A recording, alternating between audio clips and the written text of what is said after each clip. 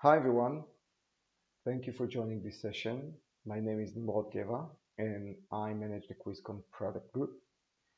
And today I'm going to speak about one of our products, which is called Quizcom Forms for Microsoft 365 and Teams.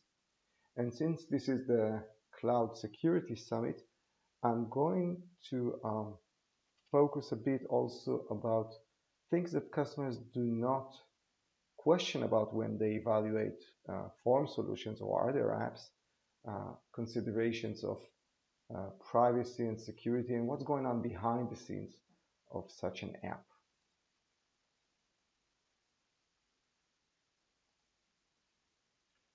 So just a few words about QuizCon for those of you who are not familiar with us. We've been developing add-ons and apps for SharePoint and SharePoint Online and Teams since 2005, and we operate from Toronto, Canada.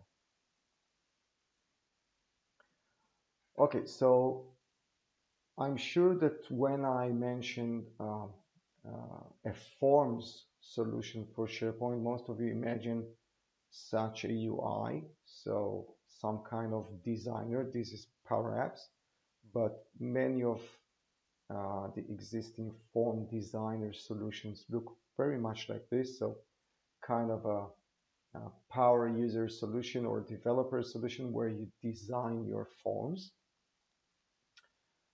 As we see it in QuizCom, um, even the new PowerApps, which looks really very nice, and other similar third-party form designers actually do not solve the same problem as before when we had InfoPath, for example.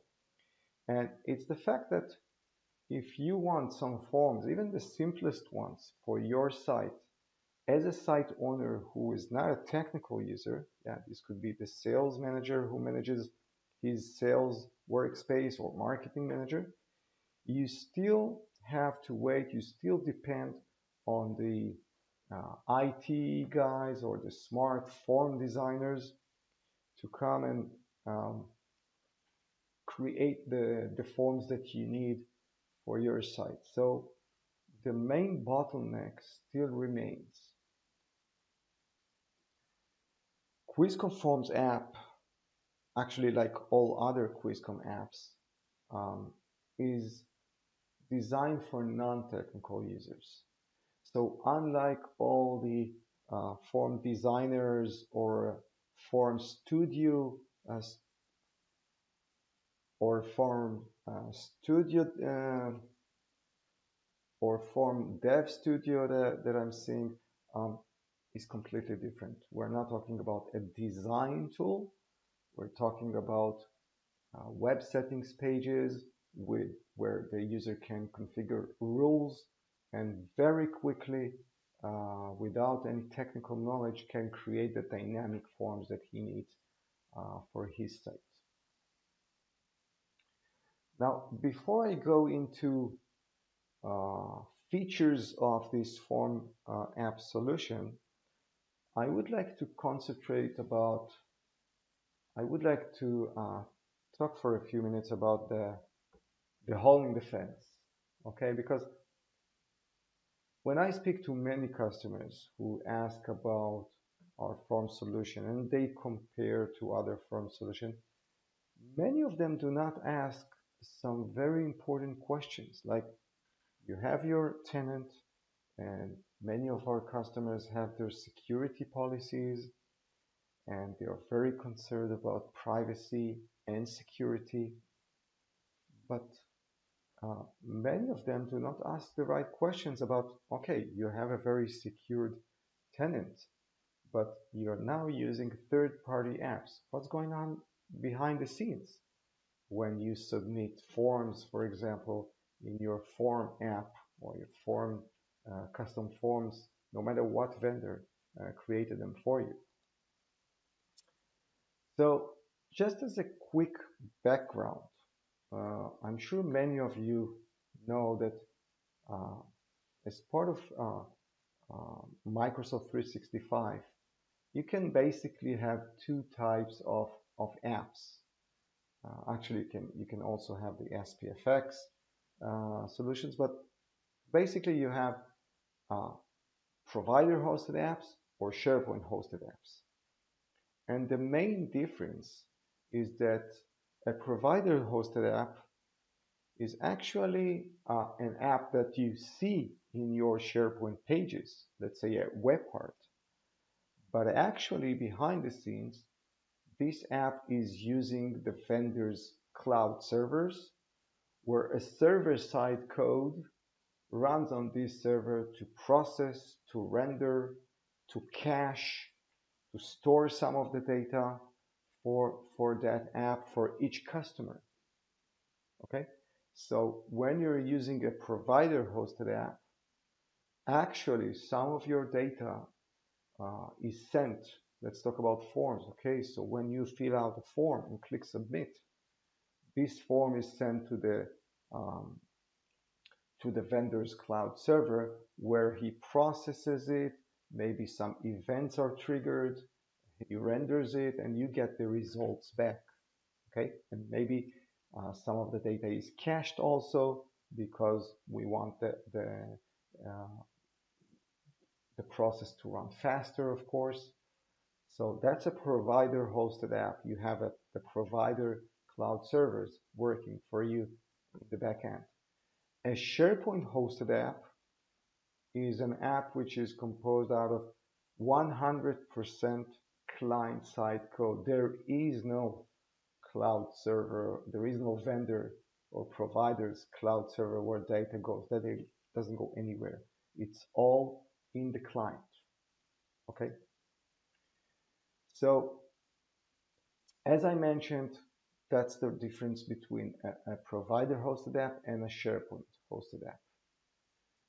Now, of course, when you're using a vendor-hosted app, a provider-hosted app, you must ask some questions about, okay, do you have any kind of cloud certificate that ensures that you keep your data safe and secured, that the data which is your data store, your database, for example, which is used to store multiple customer data, how do you manage the separation between these customers, and when you cache this data, and so on. So there are many considerations and many things that you need to make sure that really this is taken care of properly, security-wise. With Quizcom Forms, same as with all our apps, we made a decision long time ago that we are not going for provider-hosted app. We are going only for SharePoint-hosted app because of these considerations. Instead of, and by the way, making our apps provider-hosted apps is much easier than doing it client-side, because we started from add-ons, from on-premises solutions. So we have also a Forms add-on for SharePoint 2013, 16, and 19, right? So the easiest thing would be to take this code, this server-side code, put it on the cloud server, and reuse it for an app. We just have to create a different front end, but let the server side keep processing everything. What we did is the other thing, the harder things. We made a complete rewrite of all our apps, of all our add-ons. We created SharePoint-hosted apps to make sure none of the customer's data goes out to our cloud server. So with Quizcom Forms, your data never leaves your tenant. It's 100% client-side code. So that's it about the decision. I recommend for you, no matter what solution or what app, it doesn't have to be a Forms app. It can be a conversion to PDF or scanning. I recommend that you ask, okay, if it's a conversion to PDF, where is that conversion happening? Is it happening on your cloud server? So if it is, if it happens on the vendor's cloud server, so it means my invoice, my contracts, my purchase orders. They go to your cloud server, you convert them there, and then I get them, okay? So it doesn't matter which solution, which app you're buying. Remember to ask the right questions about, okay, how is it implemented? What's going on behind the scenes? Now, I would like to show you that this was my first, this was about my first statement that um, Quizcom Forms app is more secured and takes care of your privacy. The other statement that I showed you is that this form solution is designed for non-technical users, making form creation a lot faster, and also the cost of ownership is much lower since you don't need to have form experts. Okay, anyone can create forms, same as everyone can create smart Excel sheets. Okay, so I want to show you some examples of what I mean when I say our solution is for non-technical user and is a lot faster to work with. So just a few examples, and I'm comparing to, I think, the most popular form design tools, which is Microsoft PowerApps. Okay, so this is how PowerApps looks more or less. It's a design tool. It's a studio, dev studio, like Visual Studio. And of course, there's no way a marketing manager, a sales manager, any non-technical users can get near such a tool. Okay. However, QuizCom Forms, for example, looks like this. It's a web settings page. It is not a designer. And all you have to do is just select the feature and configure some rules, some logic rules. And I'll show you some examples. Okay. So let's take some basic scenarios with dynamic forms. Many times you need your modern forms to have tabs. And sometimes you need these tabs to be dynamic. For example, here I have two tabs. And let's say that I would like a third tab to appear when I check the upsell checkbox here at the bottom. Okay? So this is the behavior that I would like to have. Dynamically appearing tab depending on my actions in the form. Okay, so this is how it looks like when you try to implement it with PowerApps. So you need this small piece of code, and of course this piece of code changes depending on how complex is your criteria. This is a simple criteria. And when you work with Quizcom Forms, you just have to create this rule. So when upsell checkbox is equal to checked, and maybe if the current user belongs to some group. So it's all about rules. There's no coding at all. Let's take another very common scenario, cascading lookups. When you have one dropdown that filters another dropdown, and maybe it should filter a third dropdown, like country and state that you see here. So this is how it looks like when you try to do it with PowerApps. Again, you'll need this piece of code, which is super technical. You know what? Even if I was a SharePoint implementer, a SharePoint power user, very familiar with SharePoint, very experienced, there's no way I can do this without some serious training because it's coding basically. When you go to Quizcom Forms, it's just about setting two properties. That's it. You say that you want the state to be filtered by the country. That's it.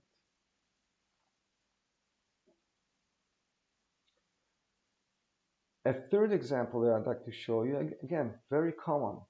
Many times you need to validate fields when the user submits the form.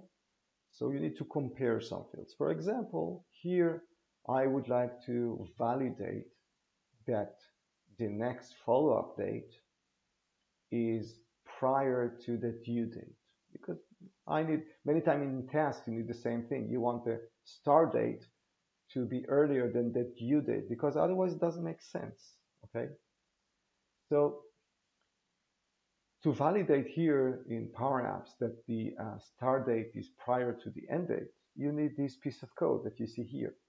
Okay, doing it with Quizcom Forms, it just requires you to set up one rule. Okay, it's all about rules, no coding. So these were just a few examples to clarify what I mean when I say a tool for non-technical users. And even if you are a technical user, it will take you a lot, much less time to create the same functionality and the same dynamic behavior than working with form designers, the regular form designers. And what I'm going to do now, I didn't prepare any pre-designed fancy forms to show you, because I want you to see the real user experience when you start from scratch creating your forms for SharePoint. Because this is my main point. I'm trying to show you a different tool which will cost you a lot less to work with. It will take you less time and will give you the same dynamic results that you need. So I'm using one of the most common scenarios, a sales lead form. And what I'm going to do, I'm going to start from scratch and I'm going to enhance it step by step. I'm not sure I'll be able to show you all these examples, but I am sure you will see the real experience of creating forms from scratch. So you'll be able to see the difference between this tool and the other form designers. Okay, so the first thing I want to do is to customize the form layout. So this is what I want to get, okay? A form with multiple tabs, some appear dynamically, multi-column form, instead of the regular form that you have with SharePoint. So let's start from scratch. This is my sales leads, my lead tracker list, sorry. And when you click new, this is the out of the box SharePoint list form. Okay, it's a long one. I have quite a few fields here. So the first thing I want to do is to make it a multi-column, because here it's only one field per row. This is why this form is so long. So I want to make it a multi-column and a multi-row and a multi-tab form. And I also want these tabs to appear dynamically depending on some rules. So first thing you do after you install the Quizcom Modern Apps package is to go to the list where you want to customize its forms and click the Quizcom Apps toolbar button. This will take you to the Quizcom Modern Apps settings page. And as a one-time thing, you need to activate it in the list. Okay, so I'm clicking activate.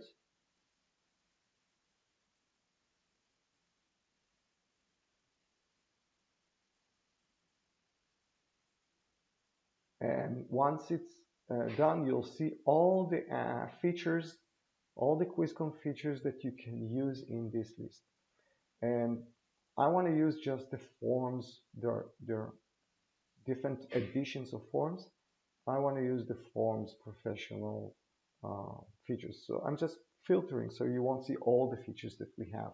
I'm just talking now about the forms. So first thing I want to do is to change the form layout. It's here, okay? And it tells you, okay, what you can do with this feature. Let's click it. And you get this settings page. And again, you won't see here any technical stuff. You won't see here a form designer where you have to drag and drop fields, or when you have to decide on a grid with columns and rows and pixels and all of that, because our target audience couldn't care less about all of that. First thing, you need to decide if you want to have multiple tabs or multiple collapsible groups or coordinate sections, okay? And then you create your tabs. So let's create a new one and give it a name. So I'll call it account details. And here I have my layout, and I'm adding a new row. Okay. You might notice that I'm not required to decide in advance, like in PowerApps, for example, how many columns I have or how many rows. And I don't have to decide if this is for a desktop or maybe a tablet, because it doesn't matter. This is fully responsive. One design for all target devices, and you see it. So here I just want to have two fields. So let's select the first field. It's called account. And right next to it, I want another field. So I don't have to work with tables. I just go here and add another column. And let's add account contacts. Okay, I'm done. And let's add another tab. And this one I'm calling lead details. And here I want to have some more, a bit of more field. So let's add the first row, and this will take me about a minute. So let's do it. So first one, I want to have lead source, and next to it, I want to have the field called published on site. And let's add another row. And here I want to have three fields. Okay, so it's gonna be lead type and additional two fields, which are products and quantity. And you know what? I want the lead type to be wider than the other two fields here, product and quantity. But I don't have to mess with pixels because I'm not technical, okay? So I'm just gonna go here and say growth. And now this field is twice as wide as the other ones, aligned with the one above, okay? And that's another row, and this one will be assigned to, and let's add another one just next to it and call it due dates. And I have one last row, sorry for that, but you know what, it's better for you to see the real time that it takes me to do it. Next follow-up, and that's it. My final field here is called upsell. And if I want to see how this form will look like, I can go here and click preview form. Okay, so this is how the form looks like. Okay, let's add my final tab. You know what? Let's click apply. And I want to see how this looks like. So I'm going back to my list and I'm creating a new item.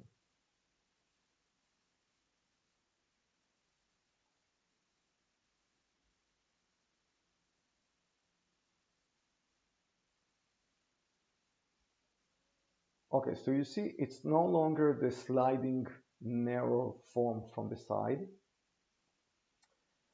We'll talk about these drop-down fields, which look a bit different, right?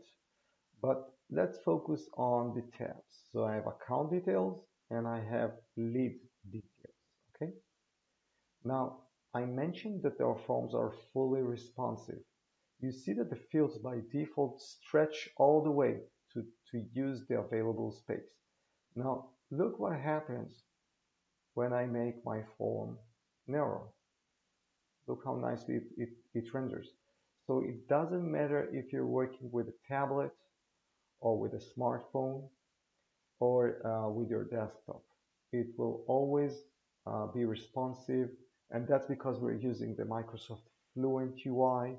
Okay, so this is really responsive for real. It's really convenient to work with it on handheld devices. Now I want to do another thing. I want to have a third tab, but I want it to be visible only if I check this checkbox, upsell. Okay, so this is my condition. So let's go back to my settings page. You can go directly from the form by clicking this gear icon and click configure. And let's go again to the form layout settings page. This is where I was when I configured my form layout. And I'm adding a third tab. So here's new tab again, and let's call it Upsell Details. And it's gonna include just two fields. One is called Upsell Amount, and the other one just next to it it's called Upsell Details. Okay, but now you see here I'm going to add a condition, and this condition will say I want this tab to be visible only if the upsell checkbox is equal to, yeah, and you got some other operators, equal to checked, and I'm clicking apply.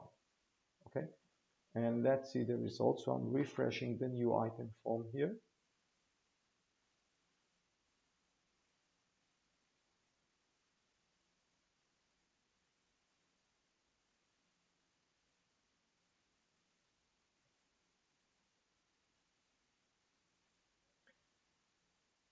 And you see here I have the two tabs, but if I click now the upsell checkbox, I see my third tab, Upsell Details.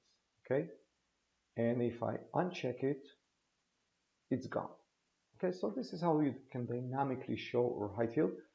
By the way, not just as a result of other field values, I can also add more complex conditions, such as and current user, for example, is in or not in some group.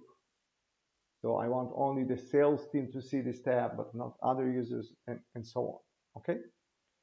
So this is how simply you can create your forms. By the way, these tab colors, for example, are also customizable. If I go here again to the gear icon and open the style editor, I can change the styles, and I have many snippets here that control not just the colors, but also if I want to limit column max width or only specific, if I want to render radio buttons horizontally or vertically, or set column titles or set column values style. So I selected only the set tab style, and I can change it. You know, instead of selected having it blue, let's have the selected tab in red. Okay, so now it's different.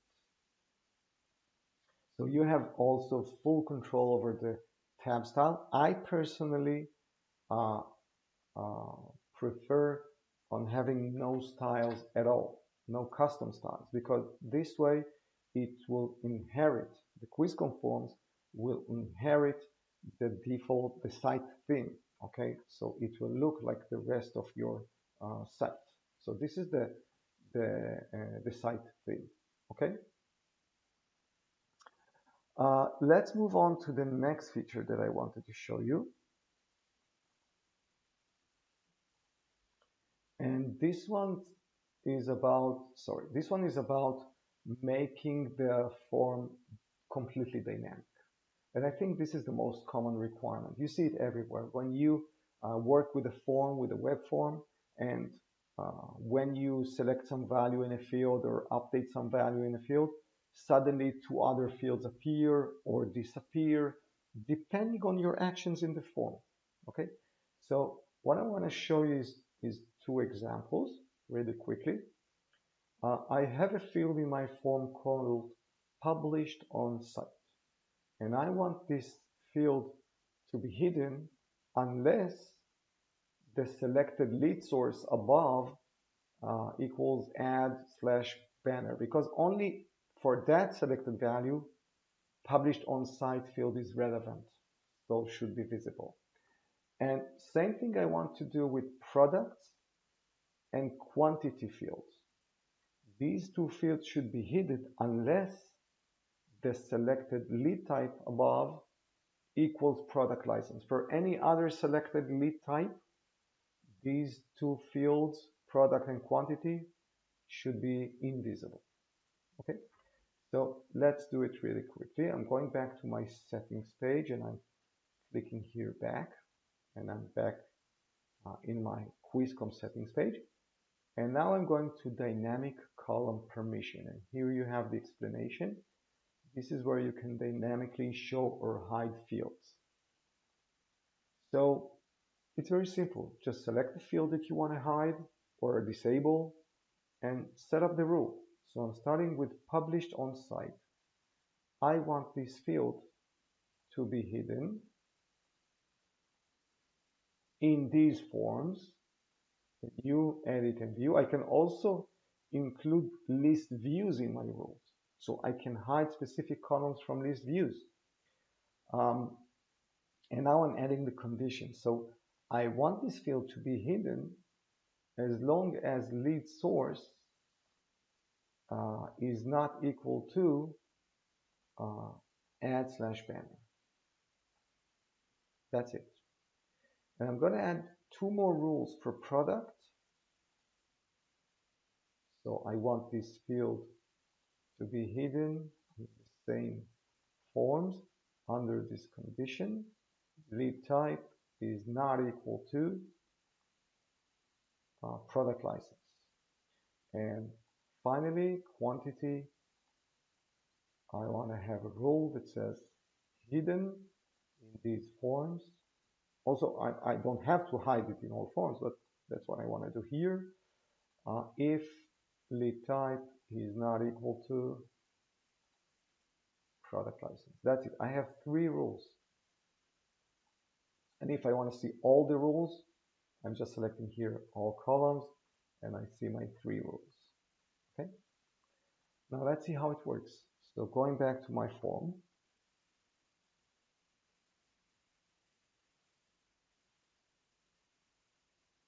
And I'm going to my second tab here. So if I select lead source equals add/banner, suddenly I see this one. And if I select any other value, it's gone. And same goes for lead type. If I select product license, I see product and quantity. But if I select any other value, it's gone. And of course, I would arrange the form a bit differently, so I won't have these missing fields here. I would maybe put these two in the first row and the other dynamically appearing fields below, because if the entire field in a row, all the fields in a row are invisible, you won't see the row, so you won't see these holes. So it's a matter of taste and how you arrange your fields in the form. But anyway, we do not change the place of fields in the form because users are used to having fields in their place. You cannot move the fields around because it will create a mess. Okay, going ahead to my next example. Yeah, dynamic field validation. SharePoint has field constraints out of the box. You can validate fields as mandatory. You can also validate, for example, numeric fields. You can validate minimum and maximum values. But other than this, if you want to do some more complex or dynamic validation with SharePoint, you'll have to use formulas. Okay, so it's not so user-friendly. And what we have here is very similar to what I showed you with column permissions, where I dynamically show or hide fields.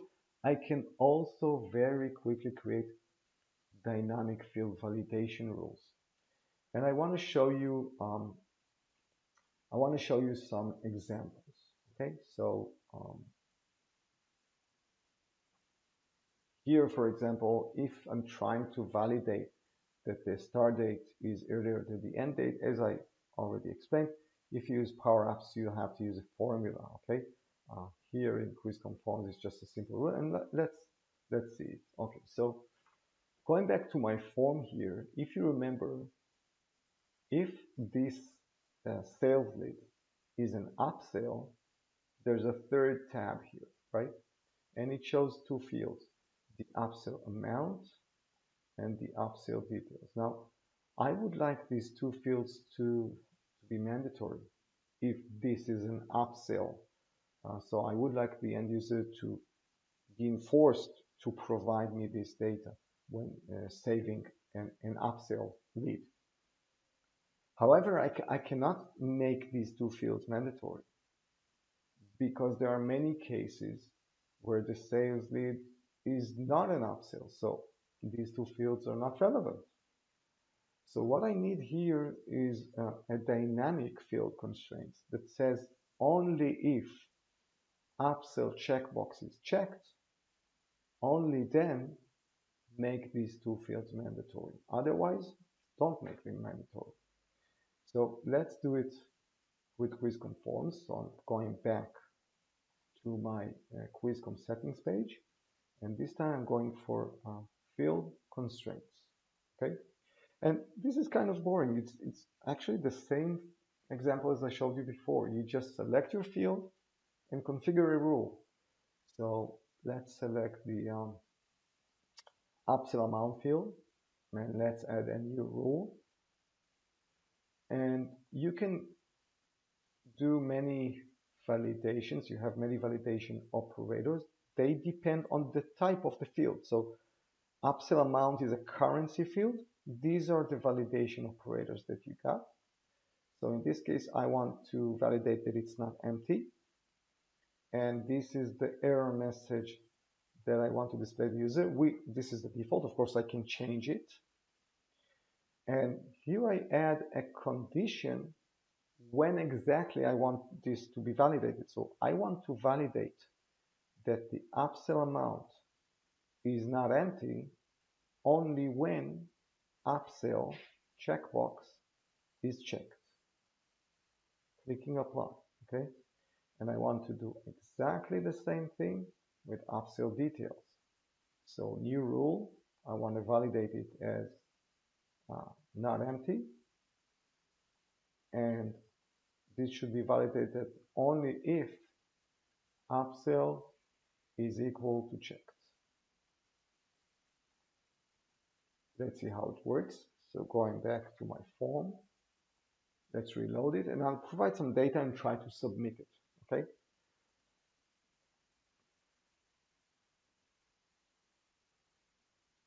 Okay, so I'm just selecting some values here.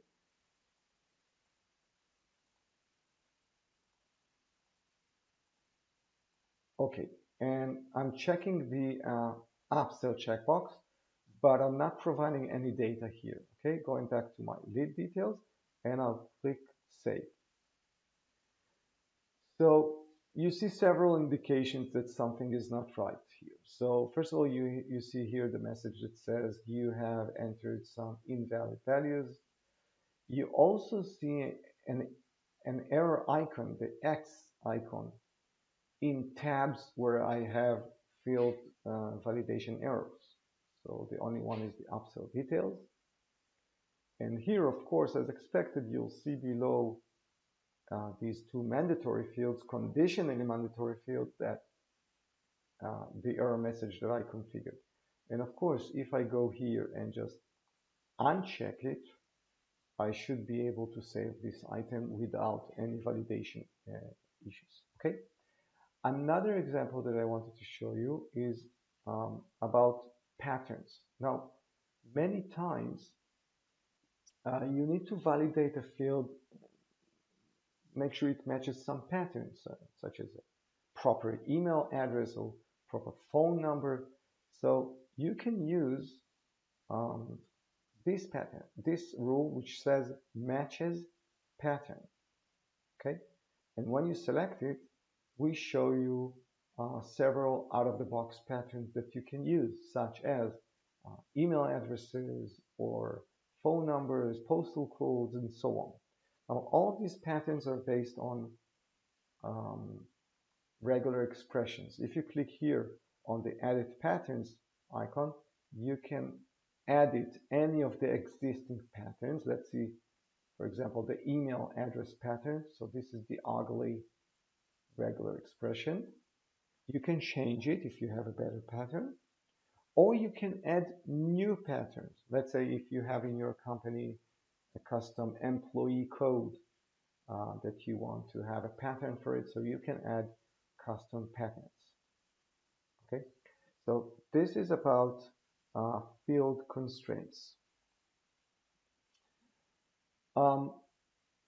I think this might be the final example, cascading lookup. Now, cascading lookup is one of the most required scenarios where you need one drop down to filter other drop down, but there are some other requirements uh, regarding lookups that you don't have in SharePoint out of the box.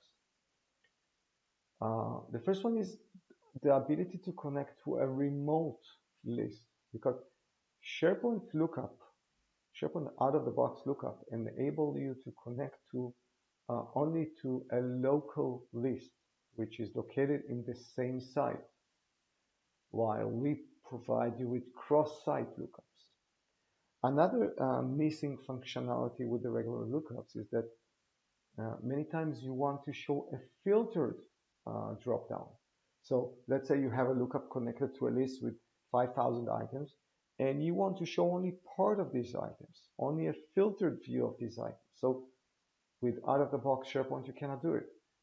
With Quizcom lookup, you can display filtered drop-down that are filtered by some view that you create. You can also filter by other columns in the sources. I'll show this example shortly. And you can also add items to the source list, and of course the cascading behavior, which is the basic thing. So let's go here and I'll show you what I'm talking about. So my cascading lookups are already configured. You can see it here in the account and account contacts. So let's see first of all the cascading behavior. So if I don't select any account, the account contacts list is empty. Only if I select some account, you will see only that account contacts. So when I change the account, different contacts, okay? So this is the cascading behavior. You can also see that there's another way for end users to filter this account dropdown. For example, you see here that I have a filter above the account dropdown, which allows me to filter by the account manager, which is a column in the lookup list, in the account lookup list. So I can see only Suzanne's contacts. Okay, so this is another way for the end users to filter dropdowns in runtime dynamically, not just by a view which is customized by the administrator, but end user can now also dynamically filter this dropdown. And of course, you control which filters the end users will see above the lookup. Another thing that you can see is that I enable here the end user to add new account. So if you're missing an account in this list, you don't have to leave this form, go to the accounts list and add that account. You can do it directly from here. By clicking this, it will open the new item form of the remote accounts list, or actually the name is customers list. Okay. So let's see how all of this is configured. So going back to my Quizcom settings pages, you see this settings, which is called cascading lookup. And let's go into the settings page. Here you select the lookup that you want to enhance and make it a cascading lookup. I already configured the account and the account contact. So you can see here for account that I'm connected to some list in a remote site, or it can be in the same site. And you can see the filter settings. So you can see that my lookup is already filtered by a view. And I also configured it to show additional columns from the target lookup list. That's why you see this account manager filter here. And these are the rest of the settings, like the ability to add an account. It's because I enabled it. So it's super simple to create cascading lookups without any scripts, without any coding, very quickly. Okay, so I think I showed you most of the features. You know what? I'll show you one more feature, which actually is very commonly used. It's called the repeating rows. Many times you need multi-row forms. for example, expense reports, or purchase orders, where every purchase order has multiple product lines in it. So one of the columns that are available with Quizcom Forms is called a repeating rows column, which allows you to update multiple rows in one shot. Now, the way it works is that actually everything is kept in lists. What you need to have, first of all, is a master list and a details list. In our example, if I go here, this is an expense report. I need a list that will hold all these expense details rows. So in my example, I should have an expense details list where every expense details row belongs to some master expense report. So it's one-to-many relationship between these two lists. Now, after you have these two lists, you create your repeating rows column and connect it to the details list. So let me show you an example of how it works. So I have here an example. Yeah. Okay, and let's create a new item. This is a expenses list, and I'm creating a new expense report.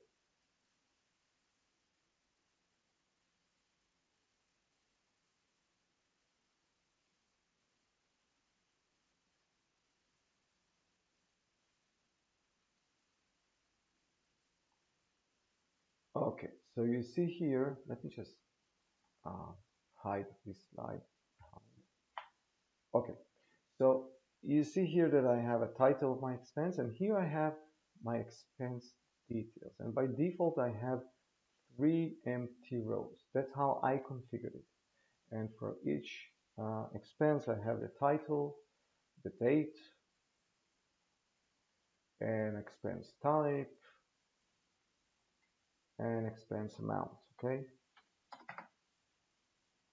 And see what happens if I try to report an expense, a future expense, okay? Look at the amount field, suddenly it's gone because I configured it to hide the field if I'm trying to report on something which happens in the future, because it doesn't make sense, okay? So you cannot report future expenses. And let's report some very big lunch. I can also add attachment because again, I configured it this way because in expense reports, it may make a sense to require the user to attach a receipt for each expense, okay? And of course, you see here the totals, which is a summary field which I configured to summarize the amount of expenses. And I can add additional expense rows. But if I try to save this report, you see that I have a field constraint saying lunch expense must be less than or equal $40. That's because I used the other settings that I showed you, the Quizcom column permission, the field constraints, and I had a field constraint saying if expense type equals food, then amount must be less than or equal 40. So all the rules that I showed you so far, of course, work also inside this repeating rows column. Okay, so just keep in mind that with Quizcom Forms, you can also create dynamic multi-row forms. It's super easy and super quick. Okay, I got many other examples. Um, um, I think the main point was communicated, so you were able to see that this is really not a power user tool, but more of a business user tool. And even if you are a power user with Quizcom Forms, you can work a lot faster. So I didn't show you the JavaScript API that we have that enables you to do a lot more dynamic things if you are technical. So we target both audiences. And also my my initial point was that this is a SharePoint hosted app. So There is no cloud server where your data goes to. All your data remains in your tenant. So thank you all for attending this session, and please feel free to contact us or to download the free trial version from our website. Thank you. Bye-bye.